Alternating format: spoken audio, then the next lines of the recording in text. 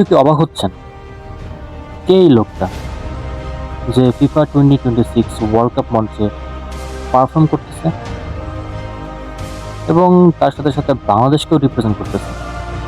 আসুন তার সম্পর্কে কিছু জানা যাক। তার পুরো নাম সঞ্জয় দেব। তিনি বাংলাদেশি বংশোদ্ভূত আমেরিকান নাগরিক। তিনি একাধারে মিউজিশিয়ান, ইলেকট্রনিক মিউজিক প্রডিউসার এবং ডিজে। তিনি ইডিএম দ্বারা প্রযোজনা করেন এবং বলিউডে তার অনেক অনেক মিউজিক রয়েছে। 2011 সাল থেকে সে তার জার্নি শুরু করে এবং এখন পর্যন্ত তা কন্টিনিউ রয়েছে। তার ফেমাস মিউজিক শাংরিলা, এবং তিনি অনেক বিখ্যাত বিখ্যাত সিঙ্গারদের সাথে কাজ করেছেন। আমেরিকান আইডল সিঙ্গার অ্যালিটি আমিন, মার্ক টুইন এবং ভারতের গুরু রন্ধোয়ার সাথেও। আপনারা আরও জানলে অবাক হবেন, সঞ্জয় দেবকে কিন্তু আম্বানির ছেলের বিয়েতে দেখা গেছে। যে বিয়েতে আমরা অনেক ফেমাস ফেমাস অ্যাক্টর, অ্যাক্ট্রেস এবং সিঙ্গারদের দেখতে পাই, ঠিক তার মাঝে আমাদের সঞ্জয় দেবও আছে।